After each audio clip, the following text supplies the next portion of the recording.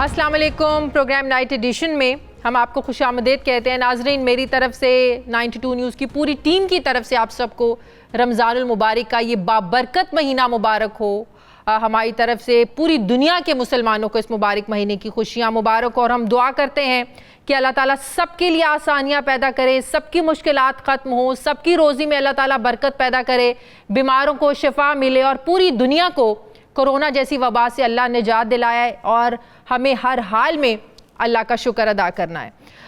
नाज़रीन, अपने प्रोग्राम की तरफ आगे बढ़ते हैं। नाज़रीन, आज मुझे सबसे पहले बात करनी है कोरोना वायरस की जो तीसरी लहर है। हालात बेकाबू होते जा रहे हैं, मुल्क भर में कोरोना की सूरत हाल मुसलसल बिगड़ती जा रही है। आज के दिन की अगर हम बात करें तो आज ही के दिन इस साल में आज का दिन में सबसे ज़्यादा हलाकतें हुई हैं। NCOC के मुताबिक आज कोरोना की वजह से 100 से ज़ायद 118 अफराद इंतकाल कर गए, जबकि 4318 अफराद में कोरोना वायरस की तस्दीक हुई है। एक तरफ कोरोना के फैलाव में तेज़ी से इजाफा हो रहा है तो दूसरी तरफ NCOC के गुज़श्ता रोज़ होने वाले इजलास में पंजाब में ये तजवीज़ दी गई कि 2 हफ्तों का मुकम्मल लॉकडाउन जो है वो कर दिया जाए, लेकिन इस तजवीज़ को मुस्तरद कर दिया गया। इस हवाले से NCOC इसी हफ्ते जायज़ा लेने के बाद फिर से कोई फ़ैसला करेगी, जबकि NCOC के मुकम्मल लॉकडाउन ना लगाने के इक़दाम को अवामी हलकों की जानिब से बहुत ज़्यादा इसको अप्रिशिएट भी किया गया, क्योंकि मुकम्मल लॉकडाउन लगने से रमज़ानुल मुबारक में ज़ाहिर है लाखों लोगों का जो रोज़गार है ये मुतासिर होने का खदशा है। आज वफाकी काबीना के इजलास के बाद फवाद चौधरी साहब ने भी कहा कि 2 हफ्तों में अगर हालात नहीं संभले, कंट्रोल में नहीं हुए तो मामलात जो हैं वो कंट्रोल से बाहर हो सकते हैं। मुझे बात करनी है, मुझे ज्वाइन कर रहे हैं डॉक्टर जावेद अकरम साहब हैं, vice chancellor university of health and sciences. अस्सलाम वालेकुम, बहुत बहुत शुक्रिया डॉक्टर साहब आपका। डॉक्टर साहब, हालात दिन ब दिन जो है वो बड़े ख़राब होते जा रहे हैं। तीसरी लहर ने जो है ना वो डेथ नंबर्स भी बढ़ना शुरू हो गए हैं, केसेस भी बढ़ना शुरू हो गए हैं, ऑक्सीजन सिलेंडर्स कम पड़ना शुरू हो गए हैं। हालात जिस तरफ जा रहे हैं, आपको नहीं लगता हमारा जो हेल्थ सिस्टम है वो इतना बर्डन, इतना दबाव, प्रेशर बर्दाश्त नहीं कर सकता? सर बिल्कुल सही है, यही हकीकत है कि हमारा कोई हेल्थ सिस्टम कोई इतना फाल नहीं है कि हम उस पर बहुत फ़ख्र कर सकें। और ज़ाहिर है कि ये तो बहुत बहुत बड़े हेल्थ के सिस्टम्स जो थे, बड़े फाल सिस्टम थे, चाहे वो यूरोप में थे चाहे अमेरिका में थे, वो घुटने टेक गए थे। तो हम भी अनफॉर्चुनेटली उसी तरफ जा रहे हैं और इसकी मेन वजह तो ऑब्वियसली ये वायरस ने जो अपनी साख्त बदली है, क्योंकि हम इस पे तहकीक भी कर रहे हैं। तो इस वक्त ज़्यादातर कोई 65% के करीब जो लोग हैं जिनमें ये पॉजिटिविटी रेट है, उनमें ये नई साख्त की वायरस है जो कि B117 जिसको कहते हैं, जिसका मतलब ये है कि ये फैलाव में भी बहुत तेज़ी से फैलती है, अब पिछली वाली से दुगनी, और ये वेरिलेंस भी ज़्यादा है, यानी इसकी लंग्स में अफेक्ट होने के चांसेस 30% हैं। और फिर उसी तरह ही मोर्टेलिटी भी ज़्यादा है, क्योंकि ज़ाहिर है लंग्स की ही वजह से डेथ इसमें होती हैं, चाहे वो निमोनियाज हो या क्लॉटिंग हो, दोनों काम हो। तो इसकी जो ये चीज़ है, ये वो चीज़ों का तो देखें हम नहीं कर सकते, हम वायरस को म्यूटेट करने से या वेरिएशन लाने से तो नहीं रोक सकते। लेकिन दूसरा जो बात आप कह रही हैं कि हमारे बिहेवियर चेंज, या हम जो अपने आप को ख्वाहिशात की कुर्बानी दे के अपने आप को हाउस बाउंड कर लें, चाहे NCOC या गवर्नमेंट ने नहीं एग्री किया लॉकडाउन पे, लेकिन उसने ये तो नहीं कहा कि हम अपने आप को नहीं कर सकते, हम तो कर सकते हैं। हाँ। वो तो हमारी अपनी वॉलंटरीली करना है। तो मेरा ख्याल है कि ये ऑप्शन ज़्यादा बेहतर होगी, क्योंकि देखें अगर मुकम्मल लॉकडाउन, मुझे नहीं पता कि कौन सी ऐसी अथॉरिटी या एजेंसी है हमारे पास जो इन्फोर्स करा सकेगी।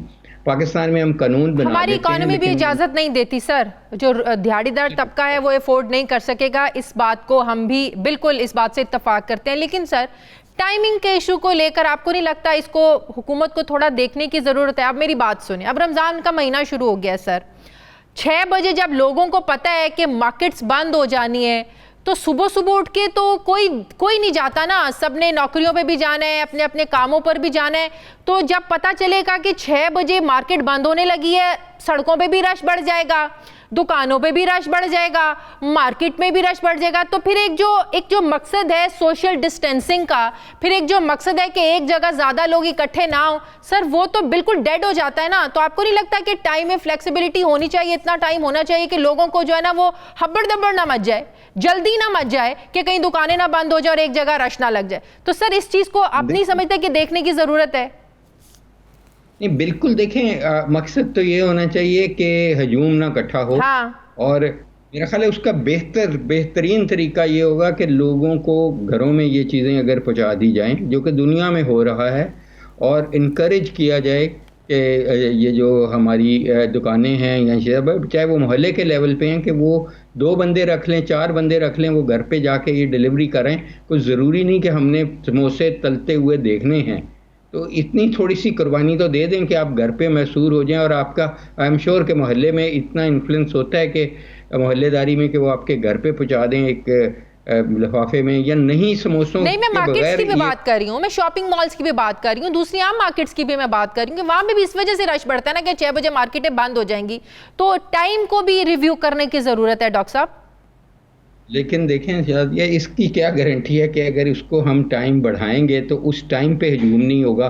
देखें, जो भी है, हमें कुछ ना कुछ तो ट्रांसमिशन रोकने, मेरा ख्याल है गवर्नमेंट की इसमें थिंकिंग ये होगी कि उस वक्त करें लॉकडाउन, ये इनको बंद करें दुकानों को जब मैक्सिमम रश होता है। लेकिन उस पर आपका जो हाइपोथेसिस है वो भी सही है कि अगर वो फिर शिफ्ट नहीं होने लगा, वो जो रश आवर को इन्होंने वाइडन नहीं करना पब्लिक ने, क्योंकि पब्लिक ने फिर उसी वक्त ही जाना है, तो फिर जाहिर है उस वक्त तो फिर वो it will defeat its own cause. तो आई थिंक हमें अपने, देखें, मैं कुछ काम है गवर्नमेंट के करने के, कुछ काम हमें अपने लिए, अपने आप को इस वायरस से बचाने के लिए और अपने घर वालों को बचाने के लिए भी करना है। और वो ये है कि बात नहीं, अगर गवर्नमेंट ने ये कर भी दिया है तो हम ऑड आवर्स में जल्दी उठ जाएं, सुबह जल्दी चले जाएं, या दोपहर को नहीं सोएं। सर, अच्छा डॉक्टर साहब, सर आप वैक्सीन की तरफ आ जाएं। बहुत से केसेस ऐसे सुने हैं कि वैक्सीनेशन करवाने के बाद जो है ना वो लोगों को डायग्नोज हुआ कि इनका जो कोविड है वो पॉजिटिव है। डॉक्टर से बड़ी बात हुई, बहुत से डॉक्टर से मैंने भी बात की, तो एक चीज़ समझ में आती है कि ज़ाहिर है वैक्सीनेशन का जो असरात हैं वो एकदम नहीं होते हैं, 2 हफ्ते लगते हैं एंटीबॉडीज़ बनने में।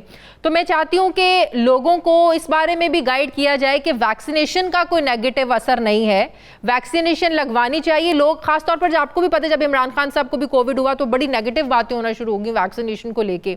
तो वैक्सीनेशन के नेगेटिव असरात के हवाले से मैं चाहूंगी कि कोई कैंपेन चलाई जाए। लोग बड़ा डर रहे हैं कि हमें वैक्सीन लगवानी है या नहीं लगवानी है।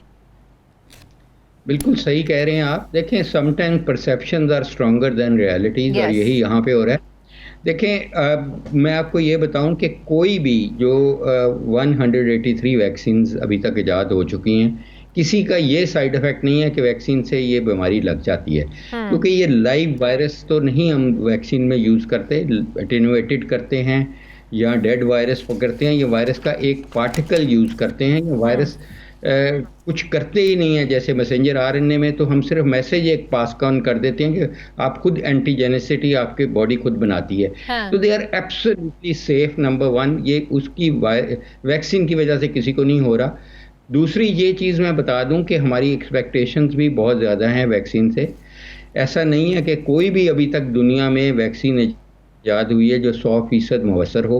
हाँ। देखें, 50% से लेके 60-70%। लेकिन लोग अब इस कंपैरिजन में पड़ गए कि रशिया की हमें स्पुतनिक लगवानी है या चाइना वाली हमें लगवानी है। अब लोग इस कंपैरिजन में भी आ गए हैं कि कौन सी ज़्यादा इफेक्टिव है। देखिए, एज ए डॉक्टर मैं उनको ये रिक्वेस्ट करूँगा कि जो भी आपको ईजीली मिल रही है और मुफ्त मिल रही है तो बहुत अच्छा है। जहाँ पैसों से मिल रही है और सस्ती मिल रही है और आपको श्योर हैं कि कोल्ड चेन उसकी इंटैक्ट है, क्योंकि वैक्सीन का फ़ायदा नहीं है अगर उनकी कोल्ड चेन इंटैक्ट नहीं है। अगर किसी ऐसी जगह से आप लगवा रहे हैं जहाँ पे आप श्योर नहीं हैं, जैसे अभी रिसेंटली इस्लामाबाद में 2 हॉस्पिटल्स को बंद किया गया इसलिए कि वो कोल्ड चेन नहीं फॉलो कर रहे थे। तो मैं समझ रहा हूँ कि ये चीज़ें ज़्यादा इंपॉर्टेंट है। डजेंट मैटर विच वैक्सीन, जो बेहतरीन वैक्सीन होगी वो तो ये है कि जिसके हम ट्रायल कर चुके हैं, कैंसाइनो का, क्योंकि ट्रायल कर चुके हैं और ट्रायल का रिजल्ट भी आ चुका है कि 100% उसने आपको प्रोटेक्ट किया 18,000 लोगों को। लेकिन स्पुतनिक का तो ट्रायल नहीं हुआ ना। नहीं, बिल्कुल नहीं हुआ। इसका ये मतलब है कि इस वैक्सीन से आपको सीरियस डिजीज से रोका गया, डिजीज से नहीं रोका गया, डिजीज से रोका गया ऑल टुगेदर 75% में।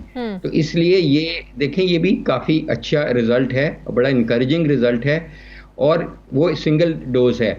स्पुतनिक का इधर ट्रायल नहीं हुआ, या इवन साइनोफार्म का नहीं हुआ, वो हम कर रहे थे तो रोक दिया गया वो ट्रायल, और अभी हम ZF 2001 का कर रहे हैं। आज मैंने जामिया शरफिया में उनको कांटेक्ट करके मौलाना फजल रहीम साहब, हाफिज साहब से टाइम लेके ये डिस्कस किया था, फतवा लिया है, और वो फतवा मेरे पास मौजूद है उनके स्टाम्प पेपर पे, कि वैक्सीन लगाने से रोज़ा नहीं टूटता, अच्छा। ना PCR कराने से टूटता है, सही। और ना अपना ब्लड टेस्ट कराने से टूटता है। इसलिए मैं समझता हूँ कि ये भी बहुत ज़रूरी है कि हम ये बड़ी परसेप्शन भी ज़बरदस्त बात है कि हम लोगों को ये अवेयर कर रहे हैं कि वैक्सीन, रोज़े की हालत में हम वैक्सीन लगवा सकते हैं, वैक्सीन लगवाने से रोज़ा टूटता नहीं है। बिल्कुल ऐसा ही, और ट्रायल भी हमारे जारी और सारी रहेंगे। सही। हमको 2000-3000 कर बैठे हैं। जो देखें, जो किसी कोई नहीं अफोर्ड करता तो उसके पास तो गोल्डन अपॉर्चुनिटी है कि वो ट्रायल का हिस्सा बने। पूरे पाकिस्तान में ट्रायल हमारे हो रहे हैं। हाँ। तो उनको तो फ्री लगना है, बल्कि उनको हमने 16,000 रुपया वॉलंटियरिंग फी देनी है, यानी अच्छा। ऑनरेरियम देना है, और उनको फॉलो करना सही। है। अच्छा डॉक्टर साहब, एक आखिरी सवाल मुझे जवाब दे दें। पहली जो 2 वेव्स आई थी उसमें चंद बच्चों के मुतासर होने की जो थी, ज़ाहिर है वो खबरें पता चलती थी, लेकिन अब बच्चे भी बहुत ज़्यादा इसमें जो है ना वो इफेक्ट हो रहे हैं, बच्चे भी बहुत ज़्यादा इससे मुतासर हो रहे हैं। तो बच्चों का भी ज़ाहिर है एक ही प्रोटेक्शन का है कि उनको भी घरों में बंद रखा जाए, लेकिन वैक्सीन के हवाले से क्या बच्चों पर ट्रायल हुए हैं सर? जी बिल्कुल हो रहे हैं। इस वक्त FDA ने US में अप्रूव किया है बच्चों को, 8 साल के बच्चों को, और हम भी एक प्रोटोकॉल अभी बिल्कुल लॉन्च करने वाले हैं 8 ईयर्स टू 16 ईयर्स का। अच्छा। तो इसकी बहुत ज़रूरत है, इसलिए कि ये जो वायरस ने अपनी साख्त बदली, या म्यूटेशंस आई, या उसमें जो वेरिएशंस आई, तो ये अब जो immature ill developed ACE2 receptors हैं बच्चों के, उनकी बॉडी में ACE2 रिसेप्टर्स इतने डेवलप नहीं थे, सही। ये उनको भी जाती है। इसकी एफिनिटी बच्चों के लिए बहुत बढ़ गई है, और बच्चों की अनफॉर्चुनेटली हम we lost few kids also, ही उनमें मोर्टेलिटी भी हो चुकी है। सही। तो इसलिए बच्चों को भी उसी तरह ही हमने प्रोटेक्ट करना है जैसे अपने आप को। बिल्कुल। बहुत बहुत शुक्रिया जावेद अकरम साहब, vice chancellor university of health sciences, आप हमारे साथ हैं। Thank you very much. मुझे ब्रेक लेनी है नाज़रीन, वापस आते हैं छोटे से वक्फे के बाद।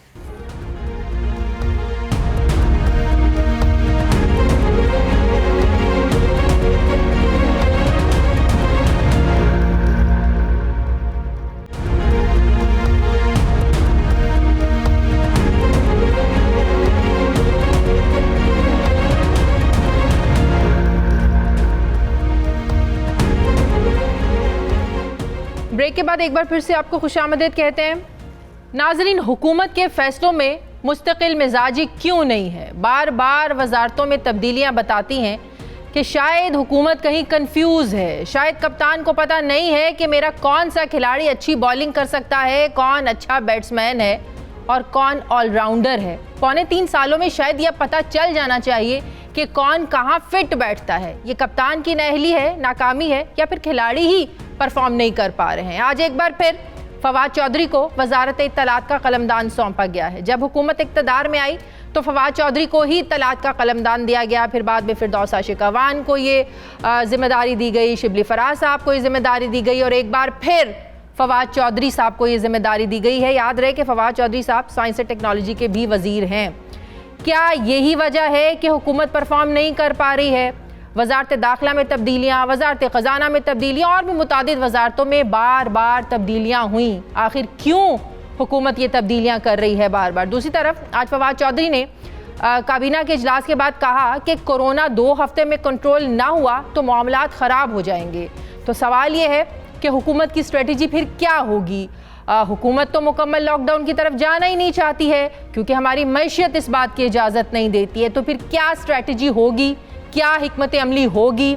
असद उमर साहब ने इस हवाले से क्या ब्रीफ किया है आज काबीना को, इस पर भी आज हमें बात करनी है। फिर एक और अहम मामला है जो हुकूमत के लिए चैलेंजिंग हो सकता है, वो है जहांगीर तरीन के हामी अरकान ने वज़ीर आज़म इमरान खान को ख़त लिखा है, जिसमें जहांगीर तरीन के मामले की तहकीकात के लिए कहा गया है कि गैर जानिबदार तहकीकाती टीम बनाई जाए। अब जरा ये कह रहे हैं कि अरकान असम्बली ने हक़ाइक़ से आगाह करने के लिए वज़ीर आज़म से वक्त मांगा है। ख़त में कहा गया है कि हम समझते हैं कि जहांगीर तरीन के नाम और साख को मुतासिर करने की कोशिश की जा रही है। मुखालिफिन एक ख़ास मंसूबे के तहत जहांगीर तरीन के साख को नुकसान पहुंचा रहे हैं। ख़त में यह भी कहा गया है कि हम समझते हैं कि जहांगीर तरीन के मुखालिफिन वज़ीर आज़म को भी इशूज़ पर, बहुत से इशूज़ हैं जिन पर गुमराह कर रहे हैं। हम किसी तहकीकात के ख़िलाफ़ नहीं हैं बल्कि शफाफ ट्रायल का मुतालबा कर रहे हैं। इस खत पर MNAs राजा रियाज, ख्वाजा शराज, समीउल हसन, रियाज मज़ारी, मुबीन आलम आवान और जावेद वड़ाइद समेत 19 अरकान सूबाई असम्बली के दस्तखत मौजूद हैं। इस सारे मामले पर अब बात करने के लिए मुझे ज्वाइन कर रहे हैं वज़ीर आज़म के मुआविन ख़ुसूसी बराए सियासी रवाबित डॉक्टर शहबाज गिल साहब। अस्सलाम वालेकुम, बहुत बहुत शुक्रिया डॉक्टर साहब आपका, थैंक यू। डॉक्टर साहब, वज़ारतों में बार बार तब्दीली, क्या ये बात दुरुस्त नहीं है कि हुकूमत कंफ्यूज नज़र आती है, पता नहीं है कि कौन सा वज़ीर जो है उसकी क्या कैपेसिटी है, वो किस वजारत में अच्छा परफॉर्म कर सकता है। 2.5 साल पौने 3 साल हो गए हैं, क्या 4-5 सालों में हुकूमत ये तब्दीलियां ही करती रहेगी? एंड पे आकर आवाम को आप लोग जवाब क्या देंगे कि हमने परफॉर्म क्या किया है, कारकर्दगी क्या दिखाई है? कंसिस्टेंसी क्यों नहीं है हुकूमत के फैसलों में, पॉलिसीज में? बहुत शुक्रिया आपका शाजिया। देखिए शाजिया, 2 चीज़ें आपको देखनी पड़ेंगी। पाकिस्तान का जो सिस्टम है जिसकी हमें आदत पड़ी हुई है वो ये है कि कुछ अच्छा है या बुरा है लेकिन सब अच्छा है। जब आप इक़्तिदार में आ जाते हैं तो आप कुछ अच्छा हो रहा है या बुरा हो रहा है, आप अपने 5 साल निकालने की कोशिश करते हैं, आपको इससे परवाह नहीं कि कुछ अच्छा हो रहा है कि नहीं। ऐसे ही है, मक्खी आपके नाक पे बैठ रही है, मुंह पे बैठ रही है या कान पे बैठ रही है, आप उसे उड़ाने की कोशिश नहीं कर रहे, वो बैठ रही है तो आप आराम से सोए पड़े हैं, आप सब अच्छा है। पहली हुकूमत आई जो अपनी अकाउंटेबिलिटी भी करती है, अपनी परफॉर्मेंस को बार बार रिव्यू करती है, ऑफिसर्स की परफॉर्मेंस को बार बार रिव्यू करती है, और जब कैप्टन किसी की परफॉर्मेंस से सेटिस्फाई नहीं होता तो वो उसको चेंज करता है। वजह यह है कि वो परफॉर्मेंस चाहता है। पहली हुकूमतों में क्या होता था, जब तक आप बादशाह सलामत को खुश रखें, उनका आदाब बजा लाएं, उनकी तमाम चीजें पूरी करें, नीचे परफॉर्मेंस वजारतों की कैसी है उससे किसी को कोई फर्क नहीं। आपके सारा कुछ आपके सामने है। क्या पाकिस्तान में, लेकिन हमें इमरान खान साहब के वो अल्फाज आज भी याद है कि एक आइडियल टीम है। सुन लीजिएगा यार, जी सुन लीजिएगा, क्या पाकिस्तान जब ग्रे लिस्ट में गया था फैटफ की तो वो इमरान खान की हुकूमत पे गया था? क्या पाकिस्तान पहली दफा IMF में इमरान खान की गवर्नमेंट में गया था?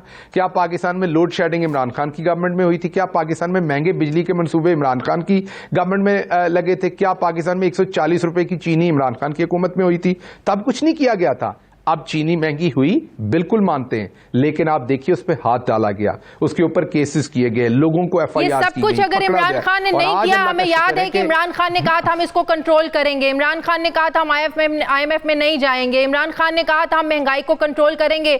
आप ये तो सोचते हैं कि आप लोगों को फिर वोट क्यों दिया गया? क्या ये सुनने के लिए वोट दिया गया कि फलां ने ये किया, फलां ने ये किया? आप हमसे क्या एक्सपेक्ट करते हैं? पहले कहा 90 दिन में कर देंगे, 3 महीनों में कर देंगे, 6 महीने में कर देंगे, पौने 3 साल हो गए, कोई वजीर किसी वजारत पे जो है ना वो फिट ही नहीं बैठ रहा है। अच्छा, ये शाजी आपका बड़ा अच्छा सवाल है, अक्सर ये सवाल पूछा जाता है, लेकिन इसमें माजरत सिर्फ ये है कि जब इसका जवाब दिया जाता है तो उसको रजिस्टर्ड नहीं किया जाता और दोबारा 2, 4, 6 महीने के बाद दोबारा वही सवाल पूछ लिया जाता है क्योंकि जवाब याद नहीं रखा जाता। तो दोबारा जवाब इसका देता हूं आज।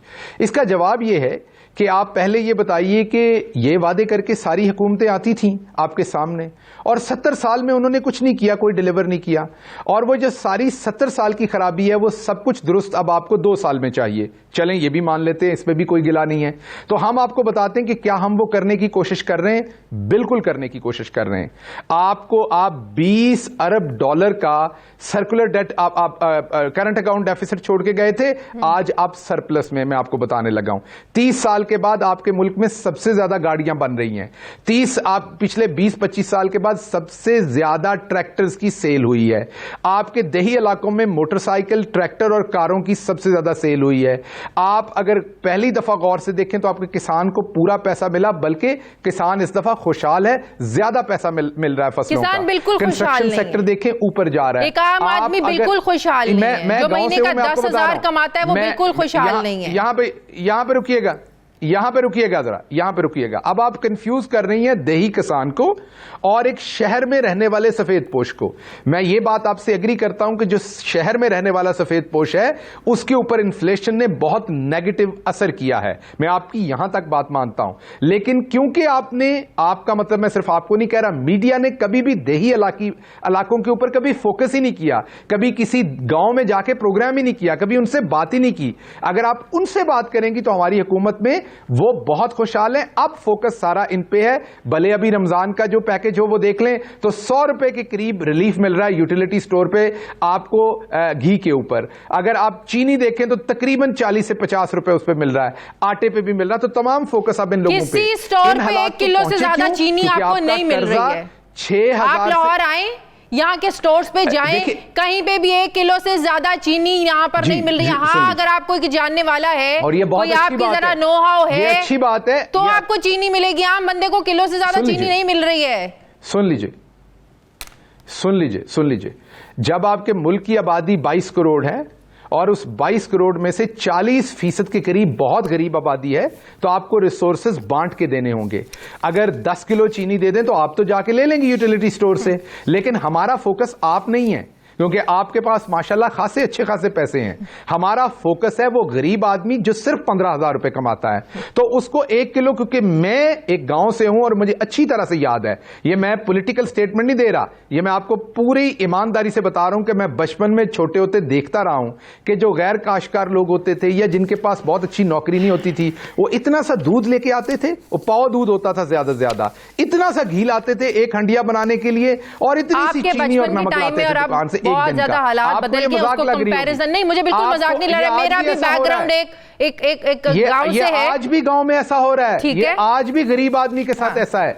इसलिए जब रियासत रिसोर्सेज देती है, ये वही बात है ना, जब एहसास प्रोग्राम में 2000 मिलता है, कई लोग मजाक उड़ाते हैं कि 2000 में क्या आता है। इसमें कोई शक नहीं है कि 2000 की तो एक कॉफी का कप आता है बहुत सारे रेस्टोरेंट्स के ऊपर, लेकिन दूसरी तरफ 2000 रुपए में किसी गरीब को 1 हफ्ते या 2 हफ्ते का पूरा राशन आ जाता है। तो डिपेंड करता है आप चीजें कहां से देख रहे हैं। तो गवर्नमेंट दोनों एंगल्स पे काम कर रही, कंफ्यूज बिल्कुल नहीं है। हाँ, हम अपने प्लेयर्स को चेंज करते हैं क्योंकि हम सेटिस्फाइड नहीं है।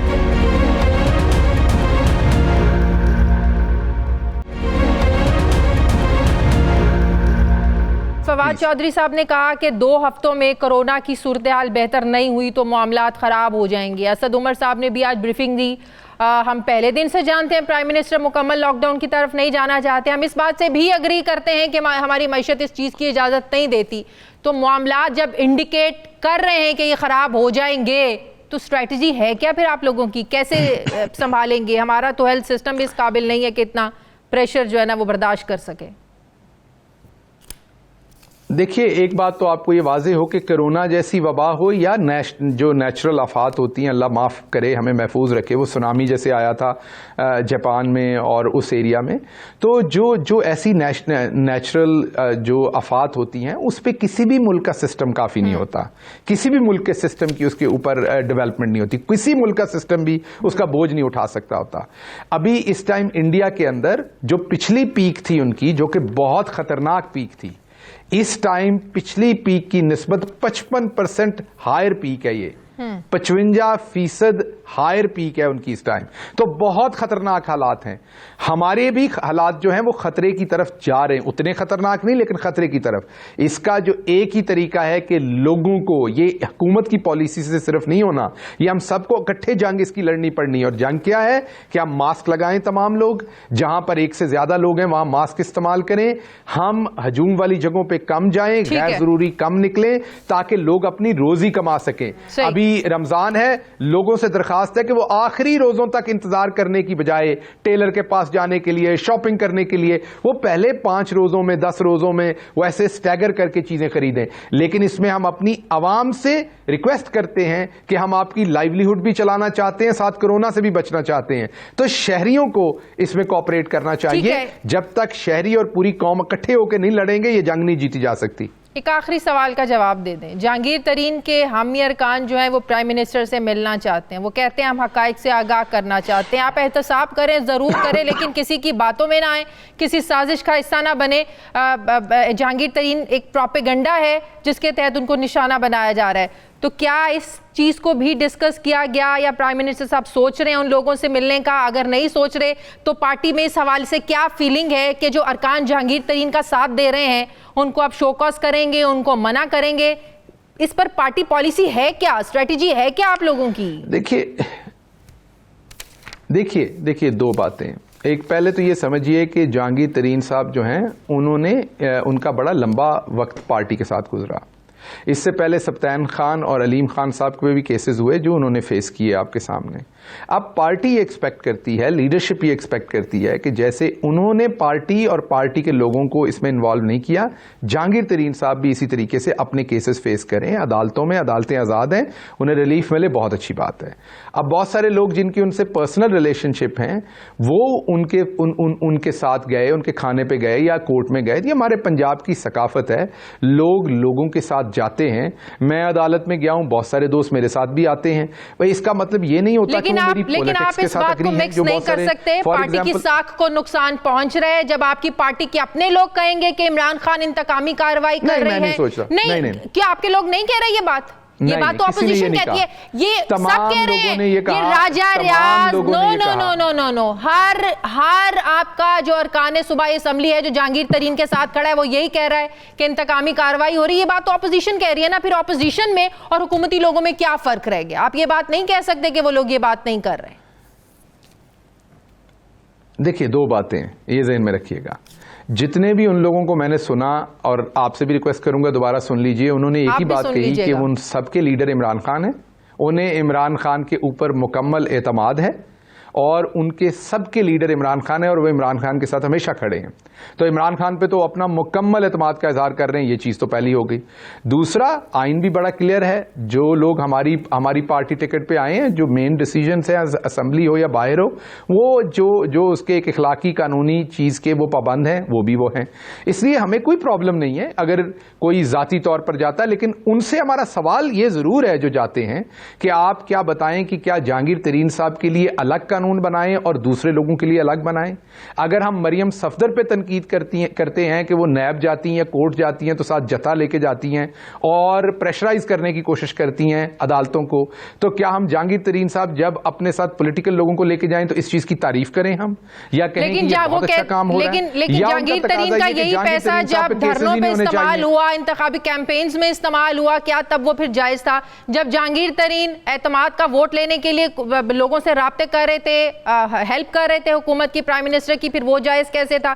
फिर तो ऐसे शख्स की हेल्प भी लेना जायज नहीं है। फिर वो क्यों कोशिशें कर रहे थे आपके? जब उनके जहाज जो है ना लाहौर से इस्लामाबाद आते थे, इस्लामाबाद से लाहौर जाते थे, वो फिर कैसे जायज था? इन्हीं शुगर मिलों का पैसा था ना वो भी।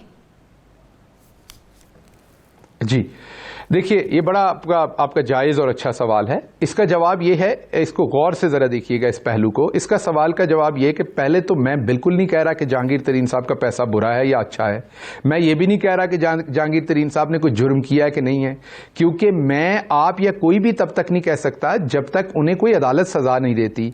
उनकी इन्वेस्टिगेशन ज़रूर हो रही है लेकिन किसी ने उन्हें कन्विक्ट नहीं किया। अगर उनको सज़ा हो जाए, एक सेकेंड के लिए अज्यूम कर लें उन्हें या किसी शख्स को सज़ा हो जाती है, आपके बच्चे की बर्थडे पे अगर आपका कोई दोस्त तोहफा देता है, आप वो तोहफा वसूल करते हैं क्योंकि वो आपका दोस्त है, और आपको 2 साल के बाद पता चलता है कि वो दोस्त जो है वो बहुत गलत तरीके से पैसे कमाता है, शायद आप अगला तोहफा अपने बच्चे के लिए ना लें। लेकिन जब आपने रिसीव किया था तब आपको नहीं पता था कि उनका पैसा सही तरह से बन रहा था या गलत तरीके से बन रहा था।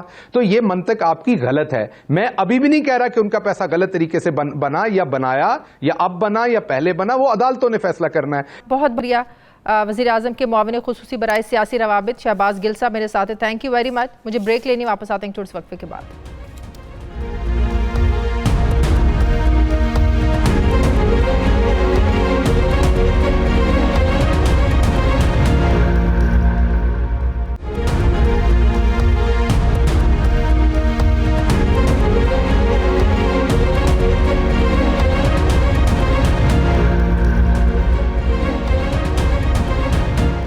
ब्रेक के बाद एक बार फिर से आपको खुशामदीद कहते हैं। नाज़रीन, पाकिस्तान पीपल्स पार्टी की पीडीएम से अलहदगी के बाद पाकिस्तान पीपल्स पार्टी और पीडीएम अब आमने सामने आ चुके हैं। आज पीपल्स पार्टी के सेक्रेटरी जनरल नैयर हुसैन बुखारी अपनी पार्टी के रहनुमाओं के इस्तीफे लेकर मौलाना फजलुर रहमान की रिहाइशगाह पहुंचे।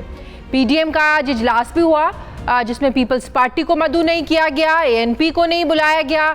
और इस इजलास के बाद सरबराह पीडीएम मौलाना फजलुर रहमान ने कहा कि हम पीपल्स पार्टी और एएनपी को एक और मौका दे रहे हैं, दोनों जमातों को अपने फैसले पर नजरसानी करनी चाहिए। मौलाना फजलुर रहमान ने कहा कि हमारी शिकायत बजा है, वजाहत तलब करना हमारा हक है। पीडीएम ओहदों के लिए झगड़ने का फोरम नहीं है, बल्कि एक अजीम मकसद के लिए कायम किया गया था। मौलाना फजलुर रहमान ने पीपल्स पार्टी से शिकवा किया कि उन्हें तवक्को नहीं थी कि पीपल्स पार्टी वाले बाप को बाप बनाएंगे। एक तरफ मौलाना फजलुर रहमान पीपल्स पार्टी को अपने फैसले पर नजरसानी का कह रहे हैं, तो दूसरी तरफ आज पीडीएम ने अपने व्हाट्सएप ग्रुप से पाकिस्तान पीपल्स पार्टी और एएनपी के रहनुमाओं को निकाल दिया है। ग्रुप एडमिन एहसन इकबाल की जानिब से यूसुफ रजा गिलानी, राजा परवेज अशरफ, शेरी रहमान, कमर जमान कायरा को व्हाट्सएप ग्रुप से भी निकाला गया आज। दूसरी तरफ नून लीग की तरफ से पीपल्स पार्टी पर अपोजिशन इत्तेहाद तोड़ने का इल्ज़ाम लग रहा है। शाहिद खाकान अब्बासी ये कहते हैं कि जो जमात इत्तेहाद का एतमाद खो बैठे, मेरी नज़र में इसकी कोई गुंजाइश नहीं। जबकि पीपल्स पार्टी का ये मौक़िफ़ है कि तल्ख बातों की शुरुआत हमसे नहीं हुई। कमर जमान कायरा ने प्रेस कॉन्फ्रेंस में कहा कि हम मौलाना फजलुर रहमान और दीगर जमातों का एहतराम करते हैं, लेकिन इत्तेहाद में कभी किसी को शो कॉज नोटिस नहीं जारी किया जाता। शो कॉज भेजने वाले पीपल्स पार्टी और एएनपी से माफ़ी मांगे। सवाल ये है कि क्या पीपल्स पार्टी मौलाना फजलुर रहमान की नज़रसानी की जो दरख्वास्त है इस पर गौर करेगी, या आने वाले दिनों में अपोजिशन जमातों में जो दर्जा हरारत है, ये जो कशीदगी है, ये जो अपोजिशन के सामने आकर खड़ी हो गई है, या ये माहौल आने वाले दिनों में मज़ीद ऐसे ही कशीदा होगा। मुझे ज्वाइन कर रहे हैं मुस्लिम लीग नून के रहनुमा सेनेटर जावेद अब्बासी साहब। अस्सलाम वालेकुम, बहुत बहुत शुक्रिया जावेद अब्बासी साहब आपका। जावेद अब्बासी साहब, 16 मार्च को पीडीएम में जो टूट फूट का एक अमल शुरू हुआ, इस हद तक बढ़ गया है कि आज हम ये कह सकते हैं कि पीपल्स पार्टी और एएनपी पीडीएम का हिस्सा नहीं है। आज का जो इजलास हुआ, पीडीएम को एएनपी को मदऊ नहीं किया गया। शोकॉज नोटिस के बाद पाकिस्तान पीपल्स पार्टी आप लोगों के साथ नहीं चलना चाहती है, और नवाज शरीफ साहब कहते हैं कि जब तक शोकॉज नोटिस का जवाब नहीं देंगे ये साथ नहीं चल सकते, ये इत्तेहाद आगे नहीं चल सकता, बात आगे नहीं बढ़ सकती। तो क्या अब पाकिस्तान पीपल्स पार्टी के बगैर मौलाना फजलुर रहमान और नून लीग ये तहरीक चलाने को तैयार हैं, इस्तीफे देने को तैयार हैं, धरना देने को तैयार हैं? बिस्मिल्लाहिर्रहमानिर्रहीम, बहुत शुक्रिया। हमारी ख्वाहिश थी, है, और मेरी ज़ाती भी ख्वाहिश बहुत ज़्यादा है कि अभी भी एक कोई मौका ज़रूर ऐसा निकलना चाहिए कि पाकिस्तान पीपल्स पार्टी और एएनपी वापस आकर पीडीएम का हिस्सा बने। वो जो जदोजहद हुकूमत के खिलाफ हम कर रहे थे, वो जदोजहद हमें इकट्ठी करनी चाहिए। जिन इशू पर हम इकट्ठे हुए थे वो इशू अब भी वहीं स्टैंड करते हैं, उसमें कोई बेहतरी नहीं आई है। और ये जो हमारे दरमियान एक मिस टेस्ट आया है, और ये ना होता तो बड़ा बेहतर होता। अब चीज़ें बहुत ख़राबी की तरफ जा रही हैं।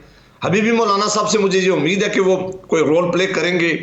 वो बड़े ज़ीरे कालम भी हैं, बड़े सियासी मुदब्बिर भी हैं, और आज उनकी गुफ्तगू जो मैंने सुनी है उससे भी लग रहा था कि अभी भी वो कहीं ना कहीं उन्हें को होप नज़र आती है। तो अगर कोई वो रोल प्ले कर सके, चूँकि वो प्रेसिडेंट ने बहरहाल उनकी अपनी ऐसी है, आसिफ अली जरदारी साहब के साथ उनके अपने तल्लुकात भी हैं, तो अगर कोई मामला बेहतर हो सकता है तो उसको जरूर करना चाहिए। कैसे बेहतर हो सकता है? बड़ी हैरानगी हो रही है ना। एक तरफ मामलात को बेहतर करने की बात कर रहे हैं, नजरसानी करने की भी मौलाना साहब अपने फैसले पर बात कर रहे हैं, पीपल्स पार्टी को कह रहे हैं, लेकिन दूसरी तरफ पीडीएम ग्रुप से, व्हाट्सएप ग्रुप से पीपल्स पार्टी को निकाल दिया गया।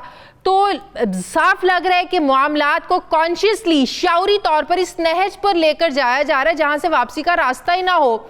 मतलब कि ऐसे इकदाम किए जा रहे हैं कि पाकिस्तान पीपल्स पार्टी वापस आने का सोचे कैसे। एक तरफ वापसी के लिए भी आप लोग कह रहे हैं, दूसरी तरफ इकदाम ऐसे कि उन्हें ग्रुप से ही निकाल दिया है। देखिए, वो इकदाम इसलिए करने पड़ गए कि जब एक फैसला होता है, अगर किसी मीटिंग में एक बात तय हो जाती है और उस पर जब अमल नहीं होता, और अगर आप उसका अमल इस इतनी आप मुखालफत में चले जाते हैं कि आप हुकूमत के साथियों के साथ बैठने के लिए तैयार हो जाएं और हुकूमत से वोट लेने के लिए आप तैयार हो जाएं, तो फिर जाहिर है जो बाकी जमातें हैं वो ये सवाल पूछने का जानिब है, हक रखती हैं कि आपने हमारे साथ ये वादा किया था, हमने बैठ के ये फैसला किया है, फैसला आपकी मौजूदगी में किया है, आपने इस फैसले को माना है। एक वो फैसला जो आपने साथ हमारे साथ ऐद किया था वो तोड़ा है, और दूसरी तरफ फिर आप तो क्या पाकिस्तान पीपल्स पार्टी फिर जावेद अब्बासी साहब ये कहने में हक बजानिब नहीं है? फिर क्या उनका ये गिला जायज नहीं है कि जब पंजाब में आप लोग हुकूमत के साथ डील कर लेते हैं और अपने सेनेटर्स बिला मुकाबला मुंतखब करवा लेते हैं? हमने तो कोई शो कॉज नोटिस नहीं भेजा, हमें भी भेजना चाहिए था, लेकिन इत्तेहादों में ये चीजें नहीं चलती हैं, शो कॉज नोटिस नहीं भेजे जाते हैं। उस वक्त आप लोगों की तहरीक कहाँ गई थी? उस वक्त आप लोगों ने नहीं सोचा था कि इसी हुकूमत के खिलाफ आप लोग तहरीक चलाने जा रहे हैं जिनके साथ आप डील कर रहे हैं?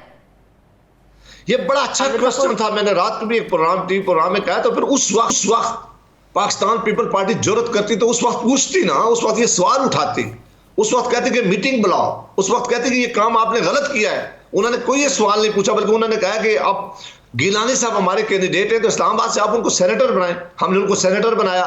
फिर उन्होंने कहा कि इनको चेयरमैन का वोट दें, सारी जमातों ने उनको चेयरमैन का वोट दिया। खुद पीडीएम के प्लेटफॉर्म पर पाकिस्तान पीपल पार्टी ने फैसला करवाया कि जो लीडर ऑपोजिशन सेनेट में होगा वो मुस्लिम लीग नून से होगा। जब वो भारी ऐसे हट गए, अगर ये क्वेश्चन उनके थे जो आज वो पूछ रहे हैं तो कितना बेहतर होता कि वो हमारा शो का इंतजार। लेकिन वो कहते हैं ना कि बड़ी ऑब्वियस सी बात है, देखें ऑपोजिशन लीडर कौमी असेंबली में आपका है, फिर चेयरमैन पब्लिक अकाउंट्स कमेटी आप लोगों का है, तो वो कहते हैं बड़ी कॉमन सी बात है, हमारे नंबर ज्यादा है तो ऑपोजिशन लीडर भी हमारा ही होगा ना। ये कोई मुत्तफिका फैसला नहीं था कि ऑपोजिशन लीडर जो है ये नून लीग की तरफ से होगा, ये फैसला हम पर इम्पोज किया जा रहा था, हमसे जबरदस्ती की जा रही थी। ऐसा बिल्कुल नहीं है। इस बात पर जरूर वजन है कि अपोजिशन लीडर हमेशा उसी जमात का होता है जिसकी अददी तादाद ज्यादा होती है। इसमें तो दूसरी राय नहीं है, ये एक फार्मूला या एक जिशा रही है।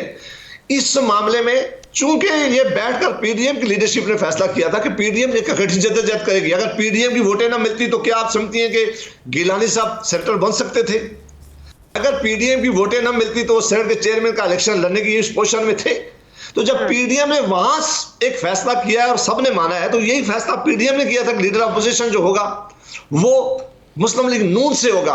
और उसका अनाउंस मियां इफ्तिखार साहब ने किया है बाहर आकर, जिनका तल्लुक एएनपी से है। आज 8 जमातें, तो आज भी पीडीएम में वो 8 की 8 जमातें मानती हैं कि जो फैसला मुस्लिम लीग नून के साथ किया गया था पीपल्स पार्टी ने तोड़ा है, नहीं तोड़ना चाहिए था। लेकिन बात यह है जावेद अब्बासी साहब, आपको भी पता है, हमें भी पता है, माजी में जो इत्तेहाद बनते रहे हैं, एमआरडी बनी, एआरडी बना, कभी किसी ने किसी को नोटिस ऐसे नहीं भेजा है। एतजाज एहसन साहब तो आज एक प्रोग्राम में ये कह रहे थे कि 1985 की असम्बली की पैदावार हैं आप लोगों को क्या पता हो कि जमहूरियत में रहकर इत्तेहाद कैसे चलते हैं। ये वही नवाज शरीफ हैं जो अपने साथियों को कैद में छोड़कर खुद जो है ना वो बाहर चले गए थे। मतलब कि जब नौबत और इस नहज तक आप लोग बातों को ले जा रहे हैं कि माजी के ताने दिए जा रहे हैं, फिर एक्सपेक्ट कर रहे हैं कि एक दूसरे के साथ मिलकर चला जाए, तो सर ऐसे नहीं होता। फिर यही कहा जा सकता है कि सियासत के सीने में दिल नहीं होता, सिर्फ एक नज़रिया ज़रूरत है। सियासत अपने अपने मकासद के लिए, अपने अपने ज़ातियात के लिए, मफादात के लिए फिर ये इत्तेहाद बनते हैं। अवाम का इसके में मफादात का ख्याल नहीं रखा जाता। सर मैं कहता हूं कि ये जो ताने पीपल्स पार्टी आज दे रही है, उसकी लीडरशिप आज हमें अपना माजी याद करा रही है। वो पुराने किस्से लेकर आज बैठे हुए हैं। वो किस्से तो सारे पहले मौजूद थे, तो उन्होंने इत्तेहाद में क्यों हमारे साथ आए थे? वो क्यों अगर हमें बैठे थे, हमारी बातें मान रहे थे? वो क्यों कह रहे थे कि ये बड़ी जमात है तो ये पोजीशन हम सारे लोग एंजॉय कर रहे थे? वो क्यों कह रहे थे कि जब गिलानी साहब की वोटों का लेने का सेनेट में आया तो उस वक्त उनको ये नहीं बातें हमारी याद आई हैं? उस वक्त भी तो यही हम थे ना, जब उन्हें सेनेट का चेयरमैन बना रहे थे, उस वक्त उन्हें ये बातें नहीं याद आई हैं।